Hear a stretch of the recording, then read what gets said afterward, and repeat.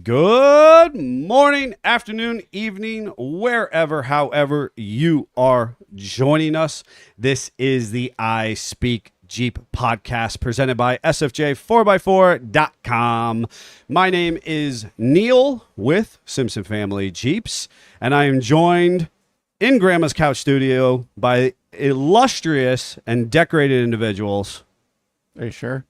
I'm not, honestly. I wouldn't be sure either. I just least questionably, I would say, I would say something nice to, the public about you guys, but. Yeah. I mean, that's understandable. Yeah. Well, who the heck Fair. are you guys? The maddest mad scientist, bumperette installer. Bumperette installer. I Yes. wonder how many people know what a bumperette is right now, the listening. You know what I mean? The like- ones that know. They know. No. They know. They know. I've ruined a couple bumperettes in my life. And I'm Jeff Shermani.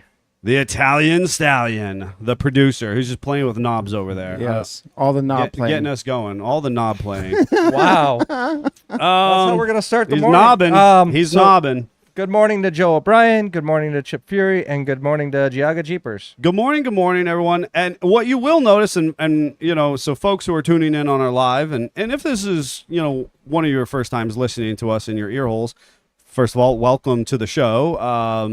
I will choose my acronyms wisely. I was, S show, but whatever. If you're listening in your ear hole, we are in the studio, and you would see that you can actually join us live on the Book of Faces and now on YouTube. Are we live on YouTube? We Jeffrey? are live on YouTube. We're live on In fact, YouTube? that's actually where Chip was saying hi from. Hey, good morning, Chip. And what you would see behind us is this Obscured. obscured, clouded in mystery. Yes. May or may not be a sign under this sheet Probably not. behind us. I think Davey just hung the sheet. I don't think there's a Yeah. sign could there. be hung just a sheet on the wall. I suppose if they were really good and looking really close, they might see the power cable to it hidden as well. Power cable to the tape. That's all. To the It was tape. just a tape box. I don't think they're gonna see that. So, and just to let you in, if you do or don't remember, and again, if it's your first time joining us, thank you for joining us. And what has happened was we actually did a 6-week hiatus, a big plowback into the studio where we formalized our actual the production value of our space itself, and that way we can continue some work and operations out on our service floor while also bringing you the best possible audio and visual experience that we can provide. And you'll notice some of this will be on our Life in Low Range YouTube series and, other opportunities to use this studio. But in that process, we had this big blank wall, and we really needed your help in the process of kind of finalizing the vision for it. And under 24 hours, you, our listeners, our Patreons, and all of our fellow supporters just blew us away and fulfilled our fundraising goal for this blank wall. And what was previously there was this big, ugly, beauties in the eye of the beholder tape sign that Davey had put together. Mm-hmm. So we have now a sheet on the wall, and you'll have to keep watching for the coming weeks and see what may or may not be under the sheet. And Well- if you want to remember the way the tape looked, there may be a shirt. Well, I was that going to you say, can get. Dave is literally working on those right now. So if you did support the sign, he's working on your shirts right now to get those out.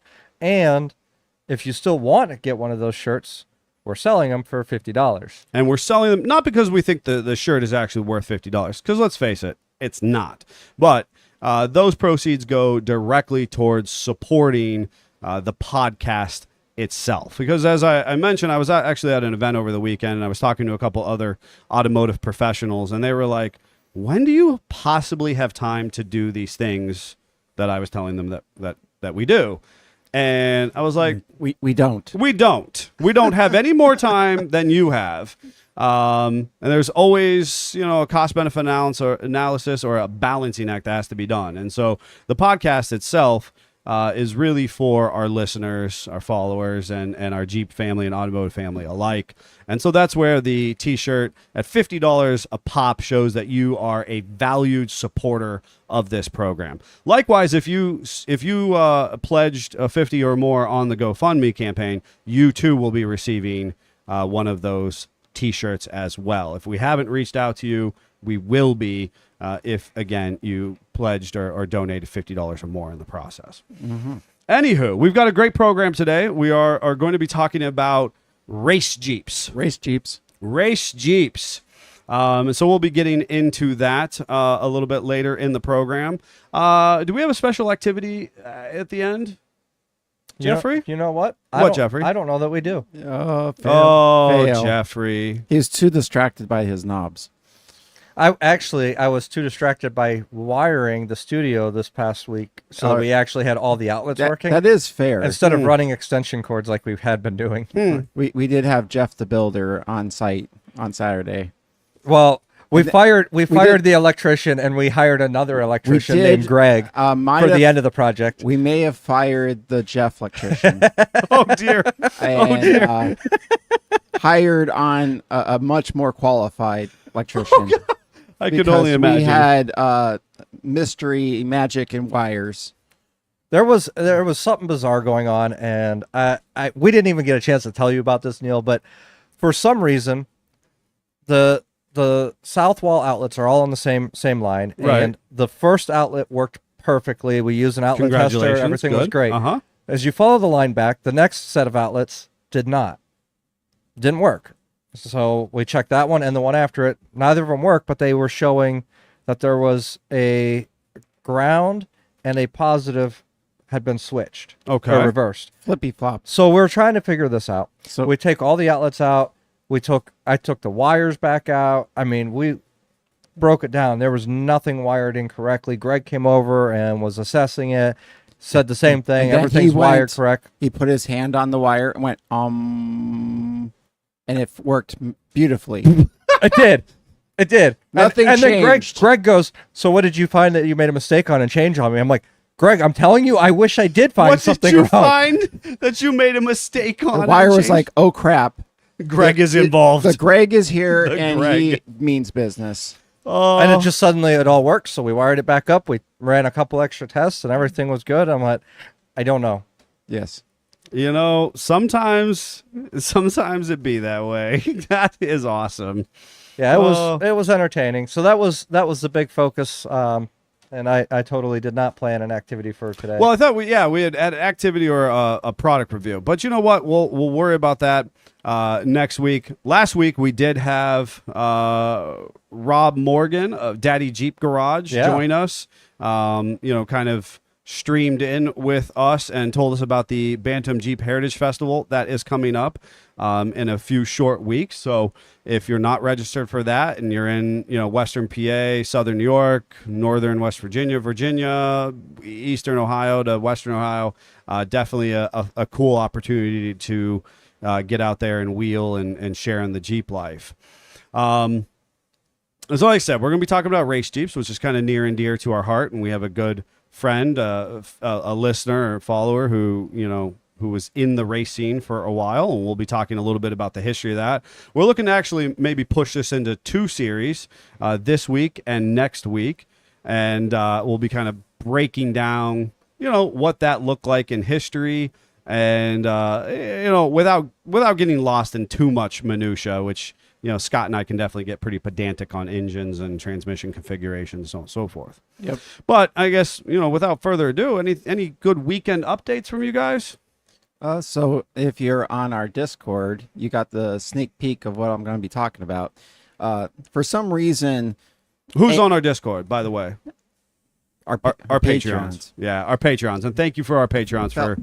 Felt like I was on a trick question there. It was not a trick question. You were like the kid who didn't raise their hand in elementary school and got called on I anyways. had the deer in the headlight. You did. I- You panicked for a second. He did. I was very concerned because he's usually so good about He's usually promoting so good the about Patreons. Yeah. thanking those folks for their support. Yeah. I'm just You too can support us, just FYI on Patreon. Yep. And you can see, sneak peeks into the Mad Scientist workshop.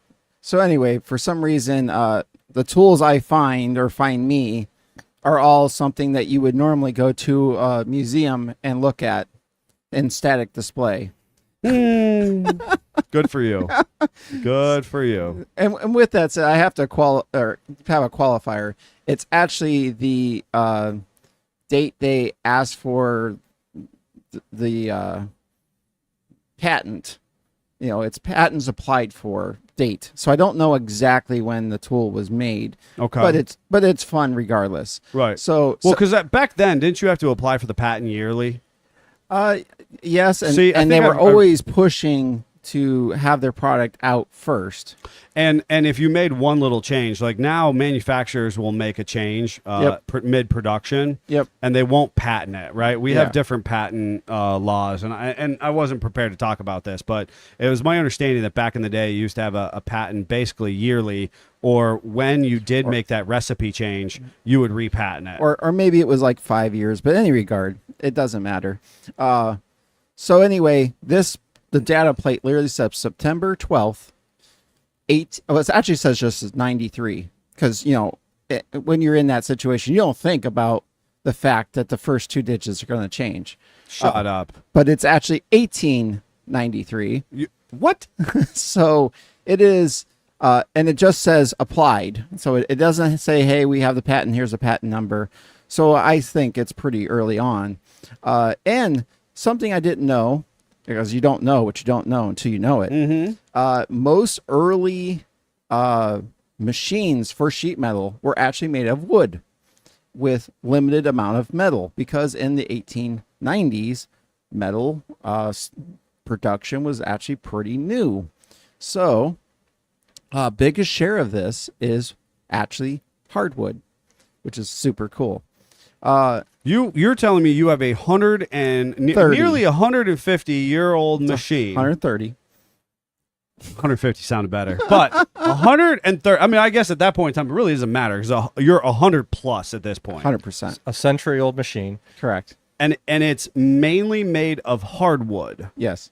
To bend sheet metal. to bend sheet metal. And That's awesome. this company, their two primary things they made machines for were a gutter bender, which is a long machine, and the brake I have from 5 foot to 8 or 10 feet, all throughout that. And how long is this one? This is a 5 foot, which No, I meant inches.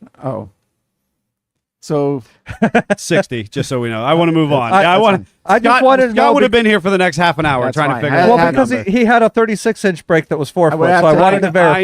I know. And if Amy's not watching, and Amy is his human calculator that he 100%. married in part so she could do math for him. yeah, I would have took my shoes off. But anyway, He would have had to count on his toes and so we were able. It was actually made in Buffalo, New York, back in the 1890s, and I was able to go up there, literally just east of Buffalo, and load it up.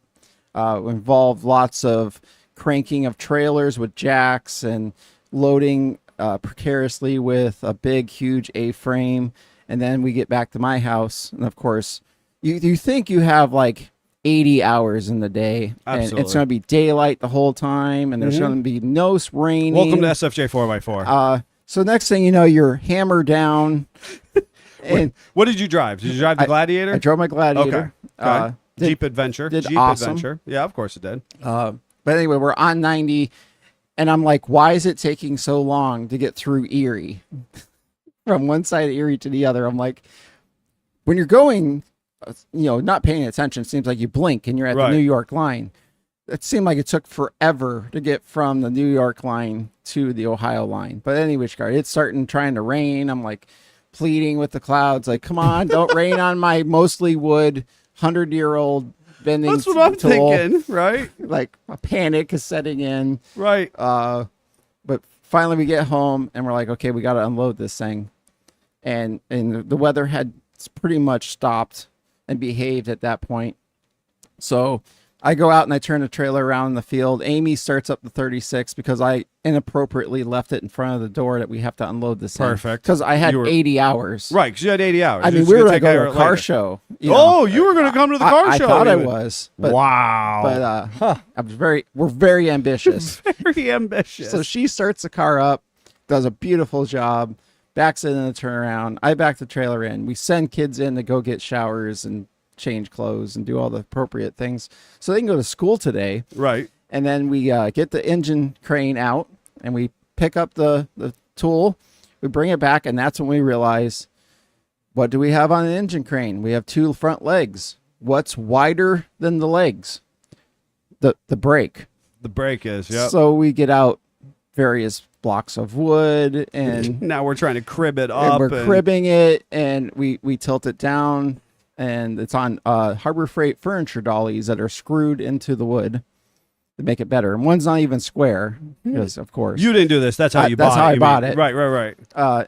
So then I go and I Can we talk about the fact that you have a USA made 130-year-old on hardwood brake that was probably sourced from the hardwoods of Western New York or 100%. northern Pennsylvania on Harbor Freight furniture dollies? Yes.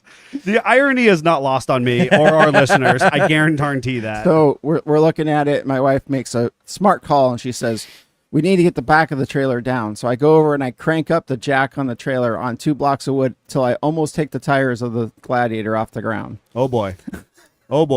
which gets the trailer down, makes the angle less. We're able to use a floor jack to slowly get it down onto the ground halfway. And then we precariously, at that point, the engine crane was no longer used. We used blocks of woods and jacks, and slowly jack stands may have been involved.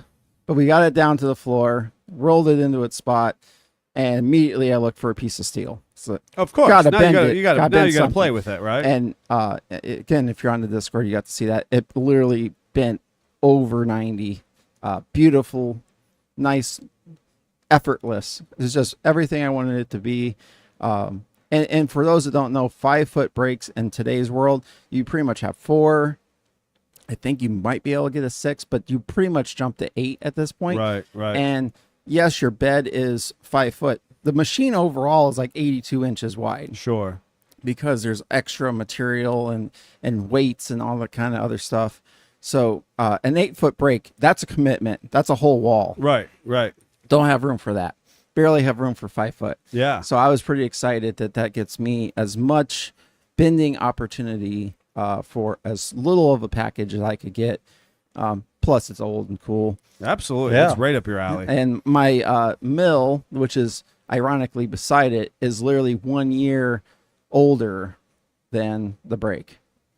You, sir, are a connoisseur of old crappy machines. Which He's is got a Metalworks museum. which He is does. next to my 1932 lathe, Perfect. late model. Late model.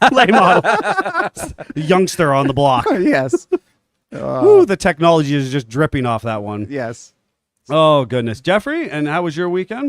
It was pretty good. Any It was Jeep adventures? Any just family adventures? What do you got? family adventures? It was Morgan's birthday, our middle son. So we went down to the Conneaut Beach and let them play on the playground.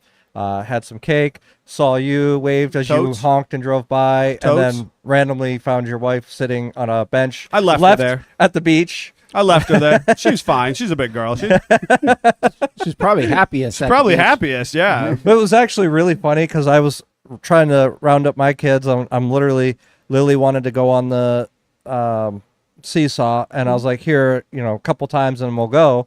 And as I didn't want to climb on it. I'm just pushing the seesaw. Let's be Oh, honest. fail, and Jeff. and all of a sudden I hear, "Hi, Jeff," and I turn around, and your wife is just sitting right there on the bench. Yes. And I was like, "Oh, I didn't realize you were here." And she's like, "Oh yeah, Neil was here too. He'll be back soon." I said, "Oh, I already honked. He honked. I waved. Everything's good." I was Yeah. like, "What are the chances that What we are the just chances? happen to crash into each other yeah. there?" Yeah. Good party day.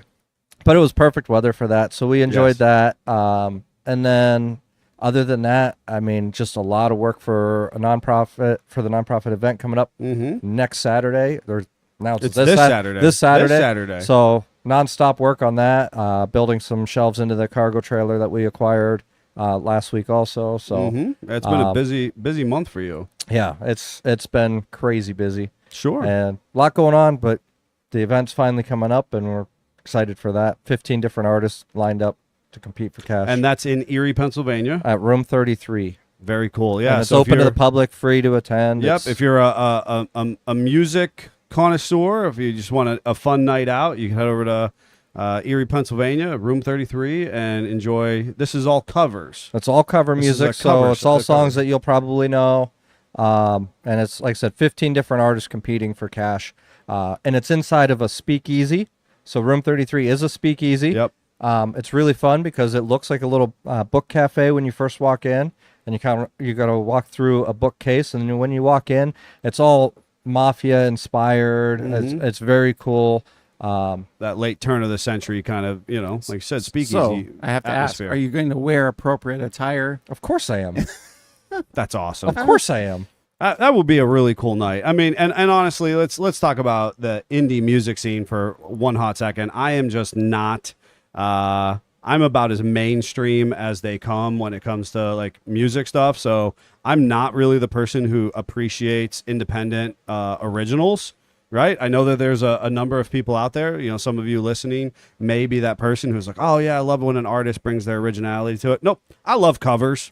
I love like the mainstream top 40. You want to remake that in your own way. I'm here for it. So very cool. I think I'm going to be out of town. If not, I would totally go to this event. And hopefully we'll see some of you guys there. It's a great cause and should be a fun night out. And as a friendly reminder, kind of anything we do is a Jeep adventure because we all drive Jeeps. I got the question over the weekend from another automotive professional, and we had started to talk a little bit about our, about our careers and whatnot. And he was like, "So do you drive a Jeep?"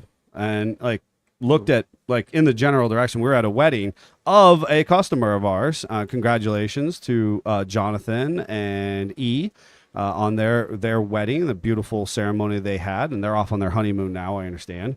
But congratulations to the Greggs and the Greggs Christmas Tree Farm family on that. So I'm at their wedding, and a guy, another automotive professional, he goes, "Oh, do you drive a Jeep?" And like looked at the general direction of my wife and I, and we're like, Which one are you asking? You're like, yes, we both drive Jeeps. Like, what are you not understanding here? Yes. And it was just interesting because I don't think he understood the gravity, the obsession, the depth of what SFJ 4x4 is. You didn't right? understand that you then need those Jeeps. Well, you're right. Yeah. We need dose Jeeps. Yes. Maybe we need trace Jeeps. Sometimes. Sometimes. Yeah. Sometimes we need a you Project need 2 in the back of our brain. And parts that sort of look like a Jeep 100%. that you can claim as a Jeep. And that's sometimes you can claim as a Jeep. If you have a title with it, sometimes you can claim it as a Jeep. But are you a real Jeep owner until you have Jeep parts that resemble a Jeep in the back of Scott's Field? I don't want to talk with Jeffrey. I feel like that was a little forced in an attempt that just to. means Jeff's not a real Jeep. That was owner. right. Say, you're not. I'm gonna go for it. 'Cause we are. We're diehard. I know. You We what's both funny? have Jeep parts in the back of Scott's Field. I talked to Rick Payway some time ago, and he said something about the effect of that he has Jeeps from coast to coast, and they're just waiting for him to pick them up and drag them home. And he's either purchased or committed to, or just randomly left in certain places. He's probably forgotten about some. I think he probably has forgotten about more Jeeps that he owns than than most people. Most of our listeners, most people will ever own. that will ever own. Yeah. And unfortunately, I absolutely had forgotten about one that I have at your house as well. And I thought I should really get rid of that. If I don't remember that I have it, I should probably not have it. But anyway, so we had a beautiful wedding. We went on an adventure through Ohio and Pennsylvania for said affair, and yesterday we had a nice just a nice day in the local area, and it was just a good weekend all around. Good weekend all around. Lots and lots of things to do So in the community. I gotta ask because you had this great social media post, and it absolutely looked like there was bounce houses at the wedding. Yep. You clarified in your post that it was not, that you Yes. found this place on your way home, Yes. but you definitely did the bounce house in wedding attire. Now, as an obstacle course, Yes. the question is, was it multiple that you had to run through as you completed them, or was it one long course? Yeah. So what Jeffrey is, I'll just give for our listeners, if you're not on my socials, so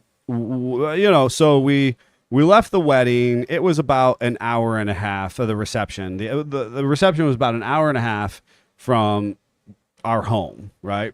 And and it was kind of this interesting little space where we weren't quite near an interstate. We would have had to have gone, backtracked east to find an interstate, or significantly west.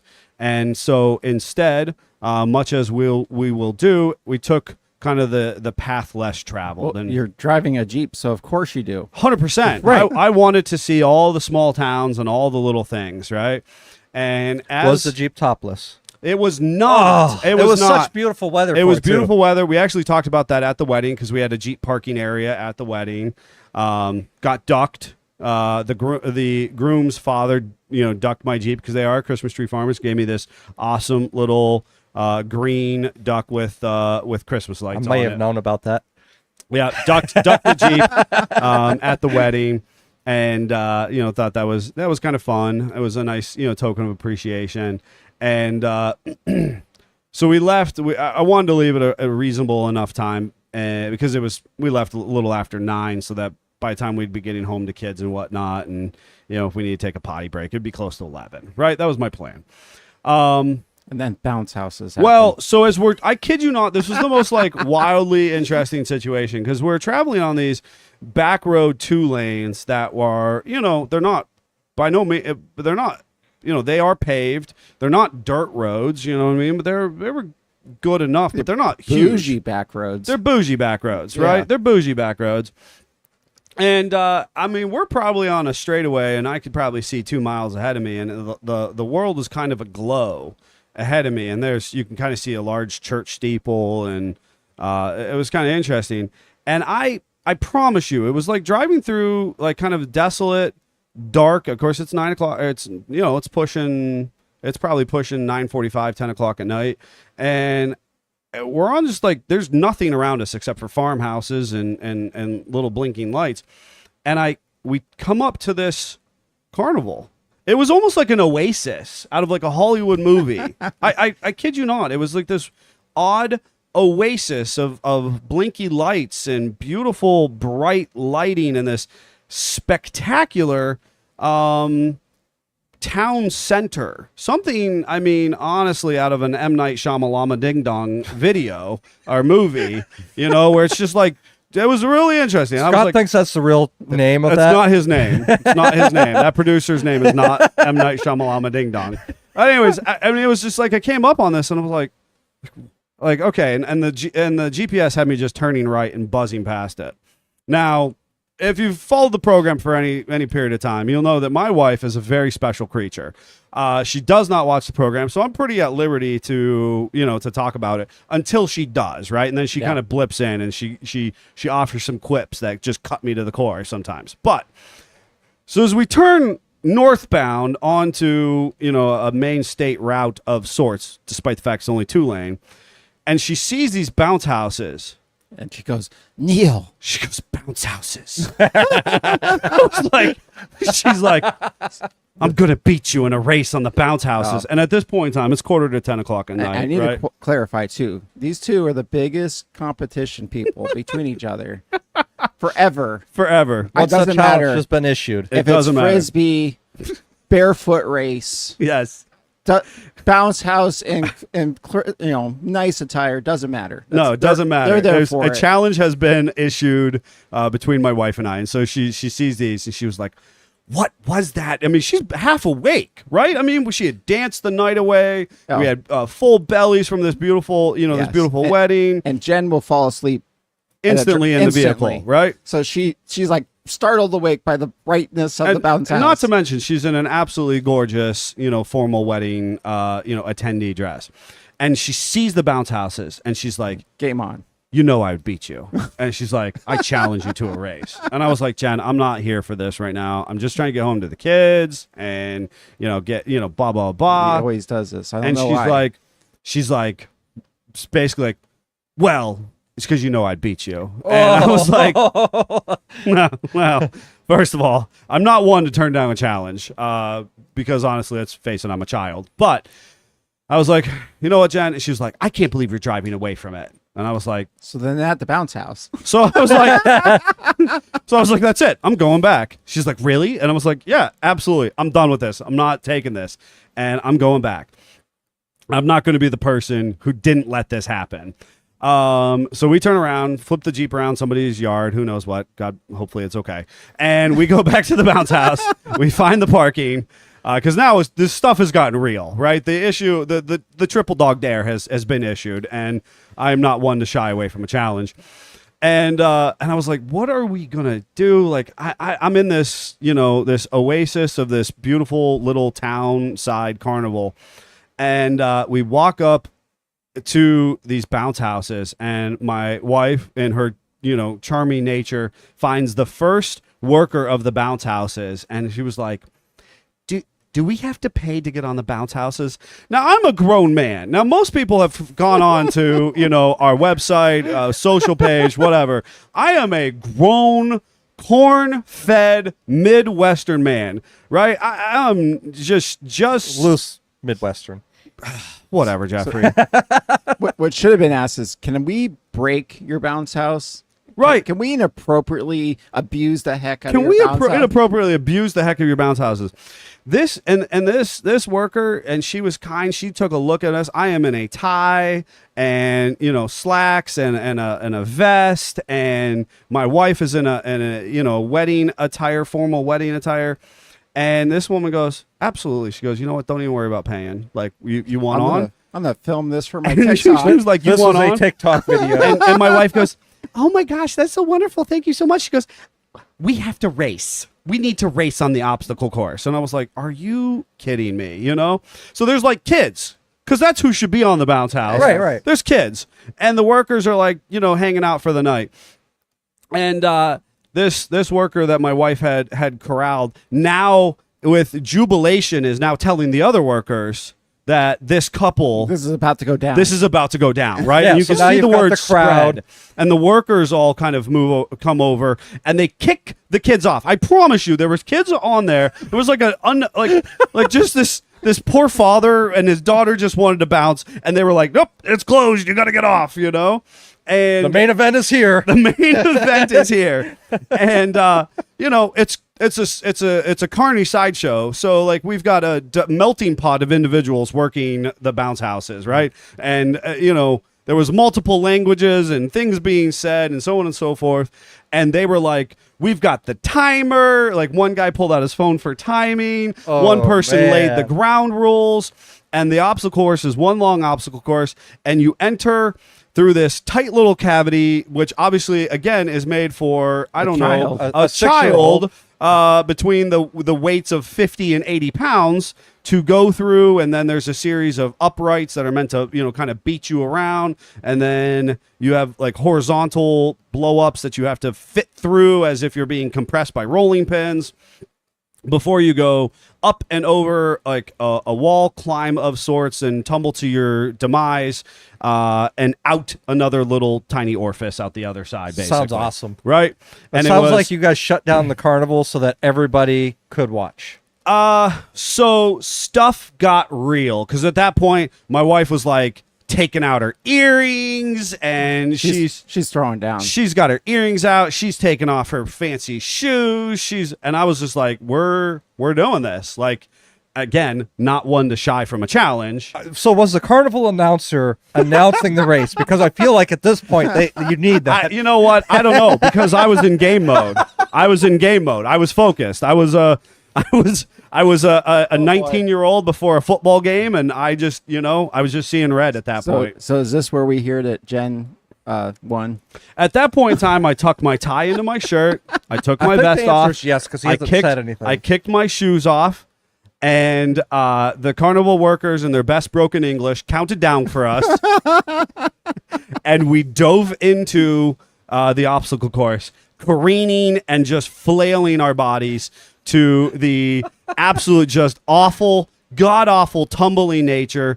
And one of us did absolutely touch the ground first. I promise you there was a winner, clearly defined, but you had to be there. And to my knowledge, Which means Gen 1. Jen won there is video on TikTok. on TikTok. Oh, absolutely. But there- I don't That's know who has probably it. on like 20 different I don't TikToks know at who this point. has it. I don't know who has it. And at that point in time, this little carnival was trying to shut down ish, right? Because now we're pushing 10 o'clock.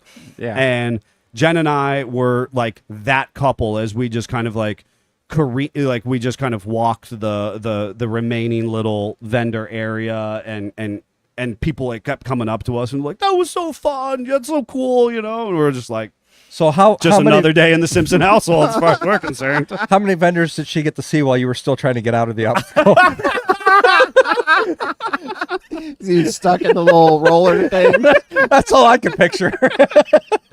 I'm just telling you, it will go down as the legend. I finally went back and I Googled I had to know, because honestly, like Jen and I left and we're like, we don't even know where we're at. Like, Yeah. I promise you, this was like an oasis of a little town center, randomly in It's the start of a horror movie, is what that is is. the start of a horror suspense drama movie. It absolutely is. It was awesome. You know, like, who does that? We do. That's just the reality of it. That's where our Jeep life takes us. You know.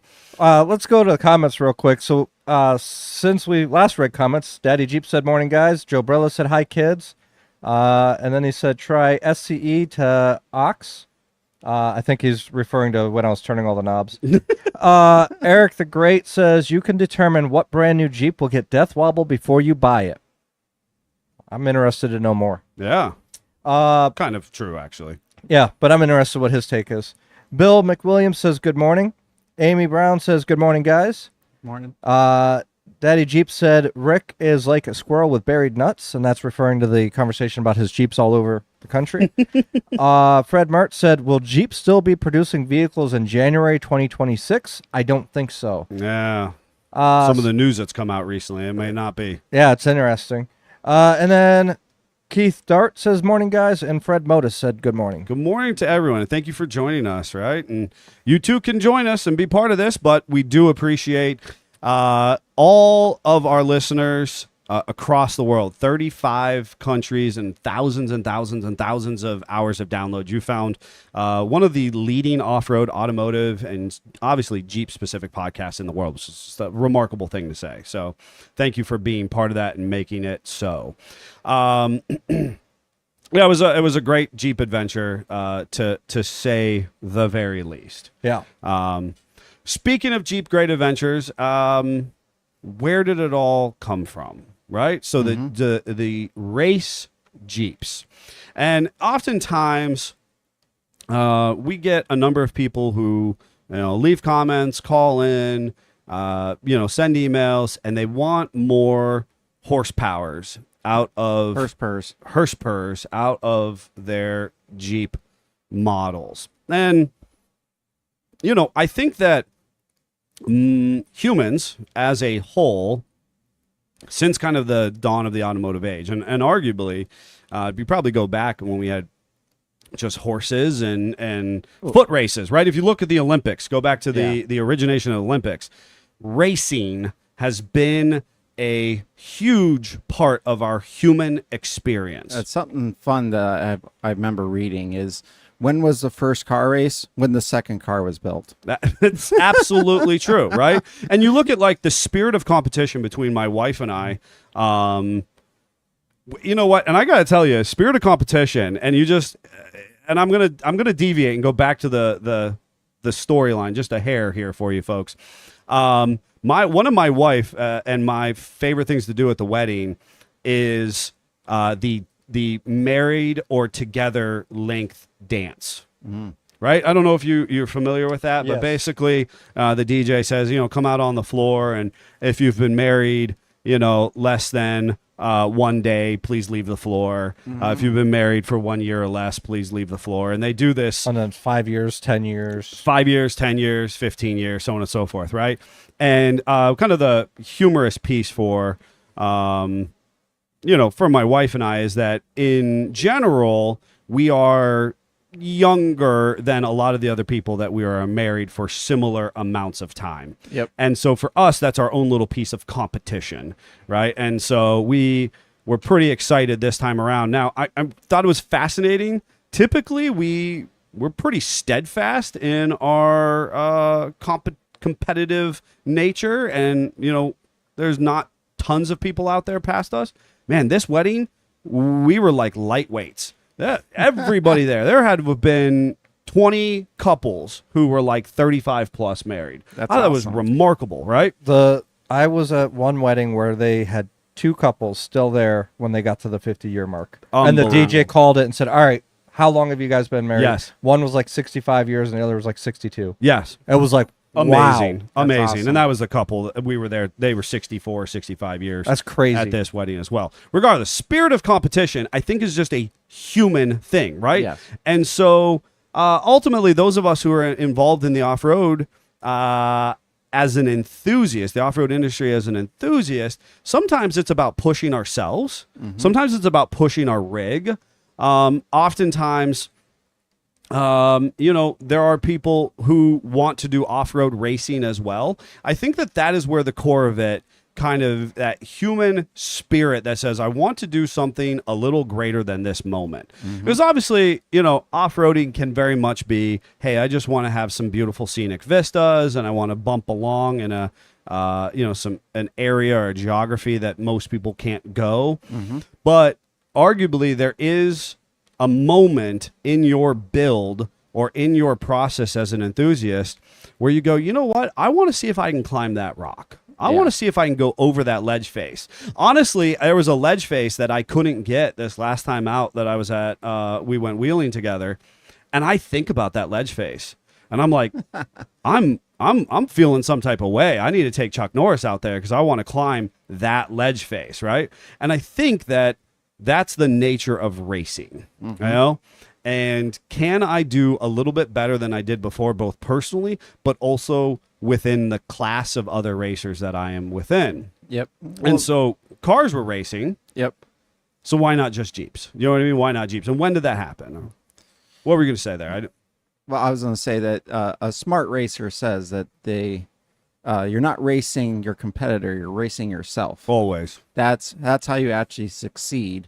And what's more fun than to take something that shouldn't be fast or shouldn't be agile, and suddenly you make it so. And make it so. Yes. Yeah. And I think it's interesting because, as you mentioned, there were these great epic races, certainly in the 30s and 40s amongst the car community. Yes, hill right? climbs and all kinds of stuff. Well, I'm saying just in the car community, you had Henry Ford and company and all those other characters. That's what I mean. With cars, for the longest time, that was a measure of quickness, is how fast a Model T or Yes. something like that could climb a hill, and they continued that on. I think actually to this day still, but. I remember my dad telling me about, like, in the 50s, cars would get to the top of this hill. Yes. I think like Pikes Peak and that kind of Yes. stuff to dazzle people, like, oh, I did it in so many seconds or some. Absolutely. So it's just always been a thing. And then, Jeep's inception is really in competition, obviously, with wartime. Yes. But you're pushing that vehicle to its breaking point, past the comfort level, which is also a normal thing in racing. Absolutely. And, I thought it was interesting. I just started seeing the coverage, and this is going to be near and dear to you as we kind of start this conversation on race Jeeps and race series, that Trog is starting to ramp up. That actually individuals who are participating in Trog, which is the first weekend in October. Which of those that don't know, Trog stands for the Race of Gentlemen. Yeah, which was started in 2012. Folks who are going to be heavily participating in that have already started to invade the East Coast. Yep. And got their Airbnbs and their houses, and specifically those vehicles, it's motorcycles and hot rods or cars of the 20s, the 30s, and some 40s, I understand. So it has to be 1934 and older for cars. Okay. Most bikes you're going to see are going to be Indians, old style Harleys, flathead style Harleys.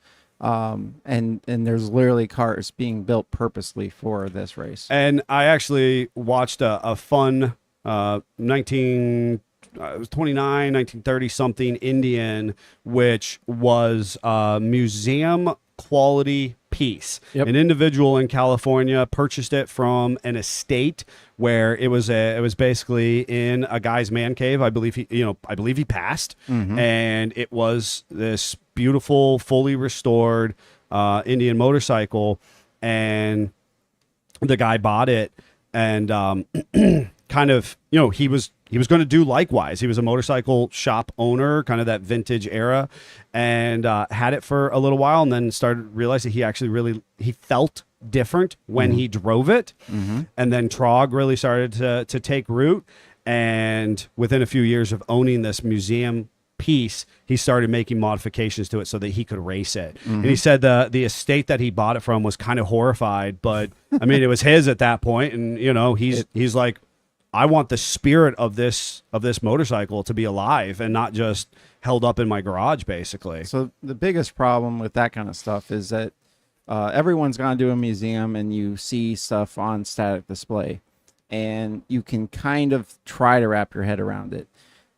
But if you can't imagine what it sounds like, you can't imagine how it feels to ride it down the road, that kind of stuff, where these people are experiencing that firsthand. Yes. Day after day, and you're seeing more of a resurgence of people using their stuff instead of just looking at it, and that continues along with all types of racing. We're seeing vintage, road course racing. We're seeing sand drags kind of starting back up again, where again, you people need things to be safe. You obviously need safety equipment and that kind of stuff, but they're doing it in the spirit of the era of the thing they're racing. And, and I think that this conversation is near and dear to my heart because as a product of, of the 80s, 90s, and early 2000s is my interest in the off-road industry. We didn't exactly have the off-road parks that we currently have. Yep. We didn't have the modern technologies, the creature comforts that we currently have. The dark days. Yeah, and honestly, that was kind of the end of the era of race Jeeps, right? Because obviously America becomes obsessed with racing in the automotive community, by the 30s, the 40s, and 50s, right? We see it in, popular media and content. We see it in movies. We see it in radio ads. America loves racing. And we love our automobiles, and so that grows. Well, unfortunately, the off-road industry and 4x4s were always second fiddle to the car community. A little behind. A little behind, right? Our technological advancements, our fit and finish, how we were using them. For the most part, our 4x4 community was very utilitarian. People weren't thinking about that as a race vehicle necessarily. We were thinking about it as exploration. We were using these vehicles to go from coast to coast and to cross terrain that had never been crossed before, but we weren't trying to go fast. Yeah. And I think that realistically, while there was some of it in the 60s, the 70s was the boom era for folks who were taking Jeeps and Broncos and other ATVs of sorts, and they were going out to the desert, they were going out to the woods, they were going out to the sand drags and the hill climbs, and really starting to push that vehicle and themselves as drivers. And so I think pretty much the minute they thought, hey, we should make this really fast, is the minute they put a V8 in a CJ. And that's why we see the V8 become a standard item in the 70s. And I love that original photo. If those that know, like an early Renegade, it's a V8. These two guys got their like cue ball helmets on. It's got the wide steely wheels, old school tires, and all four tires are in the air. All four tires in the and air they're just coming off hanging onto the seat. No roll bar. No roll bar. Giving it the beans. And I'm like, that is the spirit of Jeep racing if I've ever seen one. Absolutely. I couldn't agree more. And, and ultimately, folks were using at that point in time, you think about if that's the late 60s into the 70s, Jeep had only been in production for about 30 years. So there are some of our listeners right now that your Jeep is 30 or 40 years old. You're hogging on a YJ off-road. That's the equivalent, right? And so of that time frame, and so CJ2As and military surplus Jeeps, those were largely part of the heavily modified marketer community. Well, not only that, when you have the OE manufacturer do something like put a V8 in, it makes people double down, and they want to make their Dauntless go fast. They want to make their 134 go fast. So then you see 2 carb intakes, high compression heads for the 134. You saw, I mean, I can't even quantify how much speed parts were made for the Dauntless. There was headers and intakes and little tricks to make those little V6s scream, where they were actually beating V8s. Yes. Because everyone loves an underdog. Just goes Absolutely. without saying. Absolutely. And power to weight ratio was a very valuable thing at that time frame. Yep.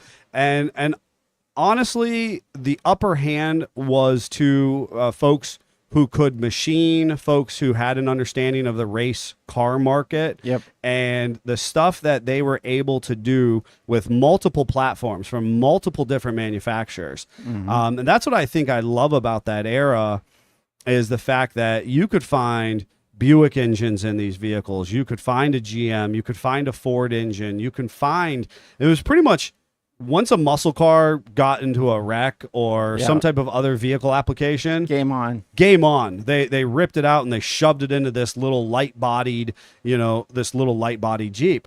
Now, a lot of the racing that we're talking about or going to talk about, from today and then into next week, is going to be what I will call East Coast racing. Now, it's not exactly it's not exactly just the East Coast or east of the Mississippi, but in the Southwest, where there was a lot of racing already happening there, that's where you're going to get into the Bajas. That's where you're going to get into the Mexicali 100. And those were more of an endurance type races. And then also, just because we're got to talk about it, land speed racing, big open areas where we don't have in the East Coast, where you can just max out the speed and go as fast as possible. Right. And those were both big types of racing that 4x4s did attempt to do. Yep. They factually did. And all of this, I think, was happening at or around a similar time. Of course, the Baja-esque inspired races, those are about endurance. That's about off-road handling, your speed, your Pace. land speed, pacing, driver endurance. And the land speed was all about going fast in a very linear fashion. Yep. They did do that with 4x4s just because they wanted to see how that would hold up, and so they wanted to max out these vehicles. What I think is important is, for me, in the 70s, is they're popped up all across the country, but densely populated, in kind of that eastern Mississippi realm. But then you even see it through the plains and into the Pacific Northwest, is you get this culture of race Jeeps where individuals took old CJs, CJ2A, CJ5s, military surplus, pickup trucks, and they transferred whatever power plant they could into it. Anything that was just kind of like laying about the farm, Yep. And all of a sudden they started matching you up in basically a drag lane or a hill climb. And we're not talking hill climbs like you see on, Insta or TikTok now, where there's, these rock buggies and they're going, big blown V8s and they gotta slinky go moon suspensions. Certain line. Where it's traversing this. It was just like a drag strip that basically went up a hill. Yes. You know what I mean? It was a slight incline. It's your conversation about, hey, how fast can we climb the highest hill in town? Yes. And there was some we'll call tough truck competitions back then as well, where you had kind of a maze and you had to navigate the Jeeps as quickly as you could through that. Seen some awesome vintage photos from the 70s of people in 2As and early 5s, no headlights, that kind of stuff, and they're mashing those poor things through the maze. 100%. And we see this with a bunch of valuable clubs start to pop up from coast to coast, where now we have people getting together to race. Different than, say, than your dirt track or your oval track racing. You're getting these Jeep clubs together, and they're starting to go, how can we push our Jeeps? Because we weren't really doing the trail riding, right? There wasn't really trail networks like there are today. Correct. And very much like the cars, but again, it was much earlier. Is how the first hot rod happened is you went and you found whatever was common and was cast off and you could get for cheap and then make it fast. And similarly, you have a bunch of farm kids and they're like, oh, I want something to tinker with. I want to beat my buddy. I want to go at the hedgerow and I'm going to find, grandpa's old Jeep or dad's old Jeep that's no longer useful on the farm. And now I'm going to hot rod it. Yep. I'm going to tinker with it. And I thought it was interesting that while a lot of those vehicles, we talk a lot about the 4x4 market. There was a number of vehicles that they actually just ran an I-beam front end, and it was like a drag race, but it just happens to be on mud or sand. So they had big paddle tires. Yep. And it's interesting. There's a number of those races or racers still relevant by today's standards. And so, if you do like this information, there's actually a couple different clubs.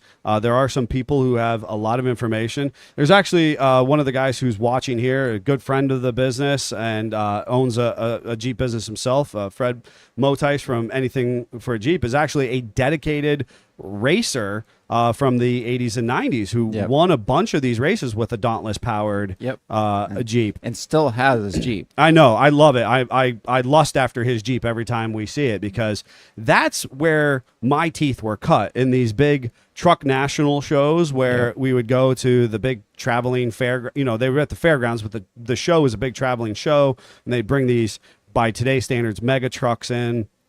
And they would have them on display, and there might be a monster truck out doing a car crush and a number of Jeeps on display. But then you would also have these race Jeeps, kind of staged. And they might be doing, drags or weight pulls of sorts. Yep. And so that was really where, what created relevancy to our market at that time. Right now, our community is dedicated with does this look cool? Do I have big tires? Is it functional for camping? Is it color coordinated? Is this a nice extension of me as a person? I think society was just a little bit different at that time. And you needed that functional mindset to be like, well, I want it to look cool, but I also need to rationalize my investment in it. And I need to go fast. I need it to beat somebody else. I'm proud when I do that. I have to build it out of whatever I find laying around. My stick welder had to put it together. Yes. Or my buddy that, can weld at his job, so he has that skill, is now going to help me out. And that kind of stuff happened all across America. And there were little independent race and 4x4 shops all across America. You could find a specialty business. And oftentimes it was an individual who joined a club in the 60s and 70s who did it to their own Jeep. Yep. Honestly, think about Rusty's Off-Road. Rusty literally was a business that he is today. He was born out of the time frame that he was just a little off-road shop, and he had done it to his own vehicles. Yep. And the people in his local community wanted it done to theirs. Wanted what he had done to theirs as well. And so he just started, sharing those trades or practices.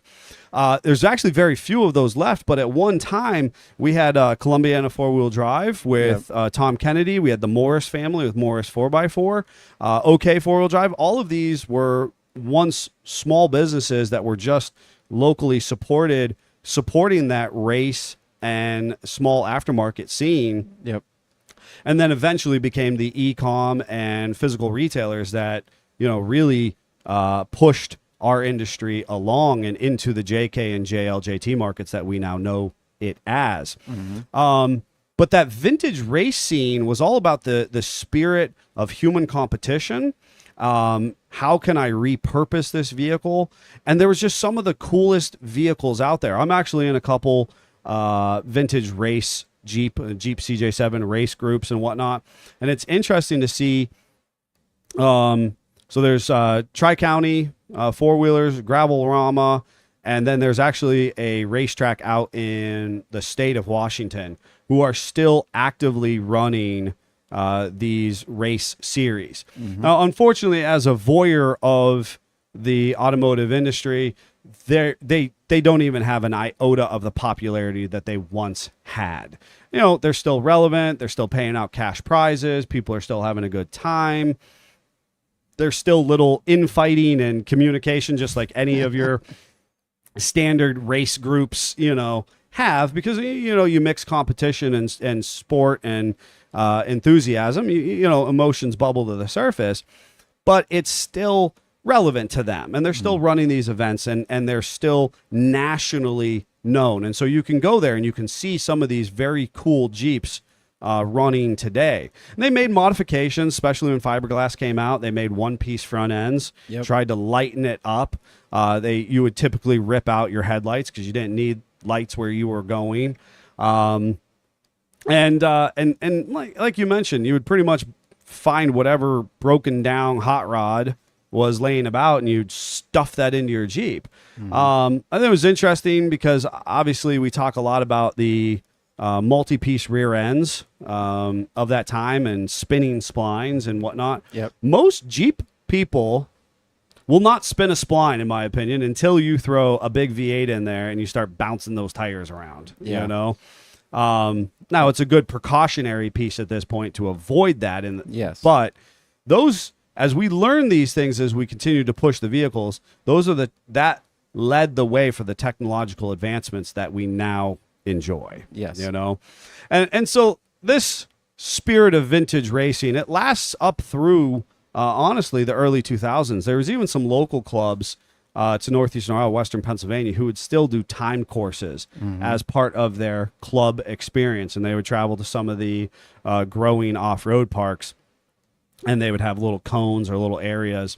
And in fact, there's, you know, some individuals now who are getting involved in some type of off-road rock racing because that is growing in popularity. And we'll talk about that, you know, next week. We're also going to hit next week. We're going to talk about what happens in the 90s and 2000s for the street scene.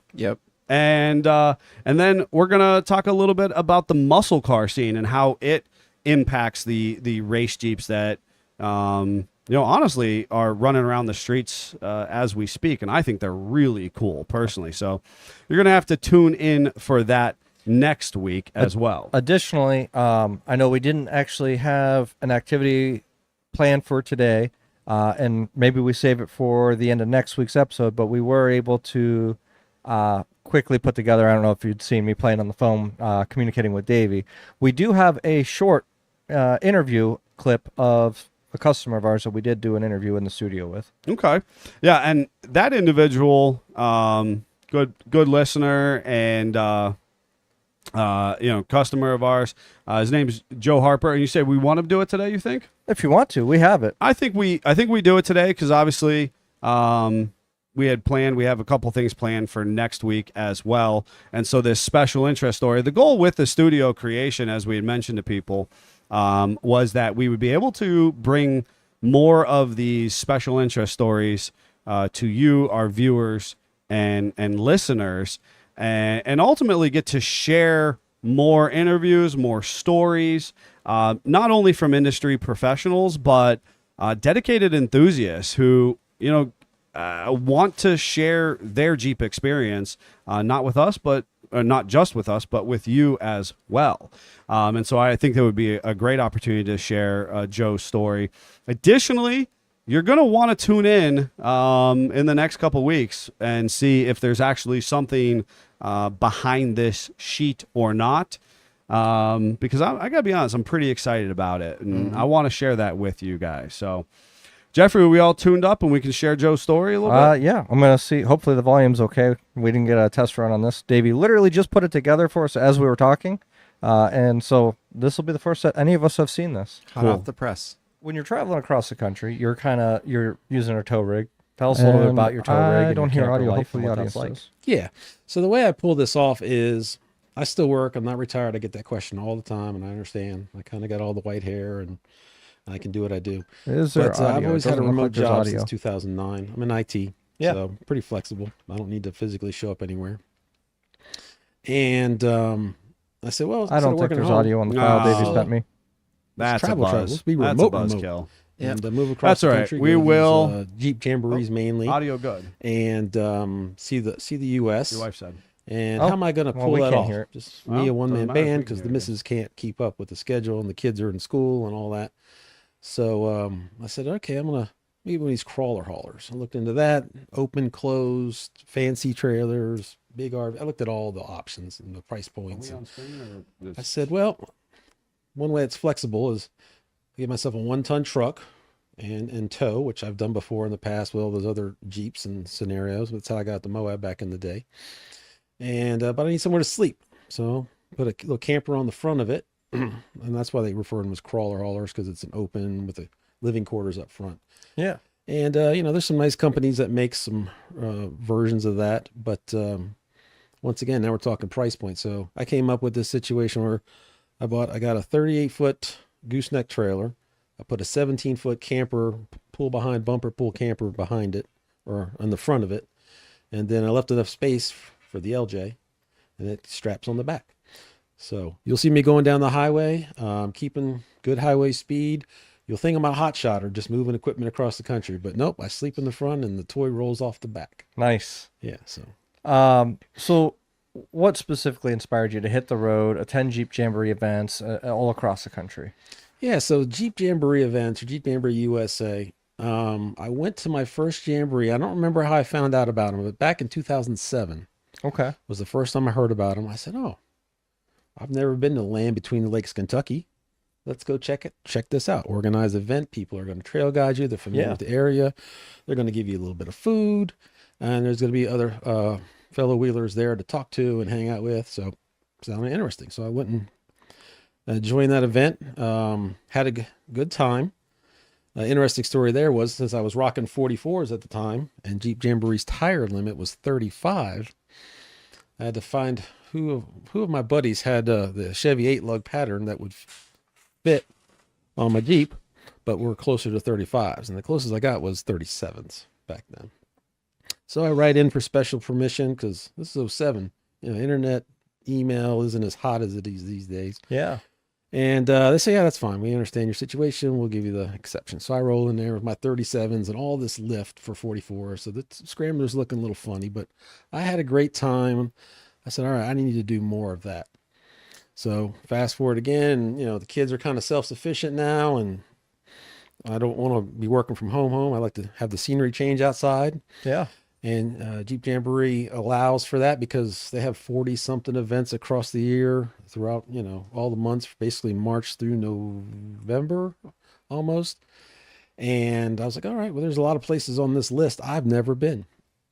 And not only are you going to these pretty cool places, where I think we're all familiar in the Jeep world with the Jeep Badge of Honor system. So, they have 70 or so places to get to. And I said, well, since I'm kind of going to all these various corners of the U.S., I should try to pick up these badges along the way. Right. So, How many do you have?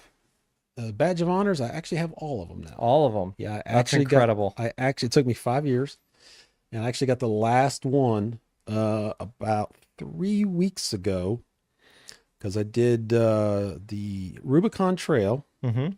and then about 3 days later, I did the Ducey Irschman in the Sierra Mountains, just south of there, east of Fresno. And man, that is a tough trail. Is it? It is. It is 30 miles. We crammed it in a day and a half, but most people take 3 days. Wow. Yeah, it's a challenging trail, a lot of fun, and that was the last badge. So Oh, congrats. That's Yeah. awesome. Do you have a favorite trail or destination that you visited so far, and what made it stand out, I guess? oh, that's a tough one, because there's so many good ones. No, I've never had a good answer for that question. No? No, because like I said, there's so many good ones, and they're slightly different. They're good for different reasons. Okay. That's fair. Especially time of year. Yeah. If you can get into a forest area in the fall when the leaves are changing colors, it's got that kind of view. Yeah. If you can get out in Oregon and you're looking at the sun dropping into the ocean, the sunset, That's a different kind of view. That's awesome. The Sierra Nevadas and the way the rolling rocks of those mountains and the types of trees they have out there, versus your Drummond Island, Michigan. You're looking across the big lake. Yeah. Yeah, these are all really nice things, and they're all a little different, but they're all really cool. So when we talk about more specifically the Jeep Jamboree USA, I know you and I were talking yesterday, and that you have, or you're about to have 60 of those events under your belt, correct? Yeah, at the end of this week, I'm going to be going to the Catskills, New York Jamboree in Monticello area, and that'll put me at 60. Yeah. And how many this year have you done? So this year, I have planned to do 24 total, and this would be my heaviest year ever. And that was made possible because my youngest child is now into college, so the house is very empty. Yeah. So, so I got, let's see, I guess I'm at 17 or 18 of that 24. Wow. Okay, I think we're back. We are back, and you know what we tell people? We are really good at Jeeps. I think that's what matters, and just the spirit of adapt and overcome. And honestly, I think Davey did a wonderful job with that video, but we have no idea because for whatever reason, we had no sound on our end. And though I believe that the mics were muted, it showed muted on our end. We had listeners telling us to shh. So I don't know. That's what I'm saying. You know what? That was an adapt and overcome. That is a piece that we are intending to bring to you all in the future. And so I'll be honest with you. While we are looking to add some industry professionals and personnel to come in, some other kind of just feel good stories that we would like to do interviews.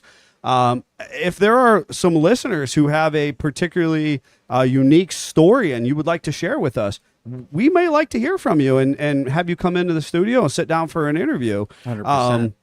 Those interviews are going to also be available in their extended versions, potentially. But we are going to be, cutting them down to, kind of that 7 to 10 minute special interest piece to share with you. The full one will go up on Patreon first, and then from there, if it gets released, it may be either a full or another shortened version of that.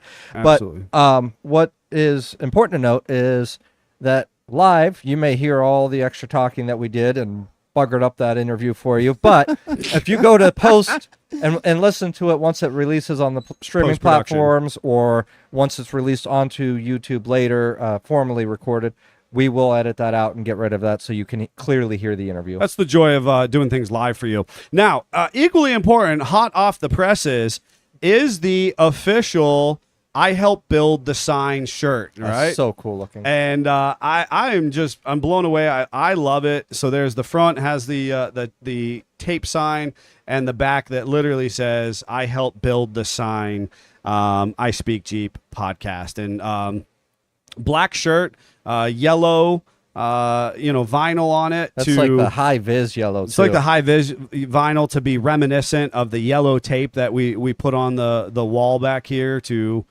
kind of remind us of our humble beginnings, but also, the continued investment in you, our listener, and our customer base, because the goal is just to kind of keep building with your support. And if you weren't out there listening to us and encouraging and suggesting topics and asking questions, while Jeffrey and I can sit and talk to each other all day long and would be more than happy to do that, it would not be worth it. It would not be worthwhile by any stretch. So right. You too can still buy this shirt. They're up for order.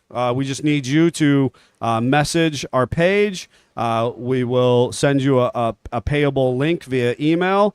We'll ship this to you. It is $50 for the shirt plus shipping and handling. There's actually no handling charge, just shipping. And we'll get you that shirt. We also might have one or two at the Bantam Trail Fest in the future. We might have them there. So. And I'm going to do out a personal Mad Scientist call out. We want to see pictures of you in this shirt in the most coolest spots. Absolutely. We already had cool customers wear our merch and take pictures when they're on the Jeep Trail, when they're out to these awesome places.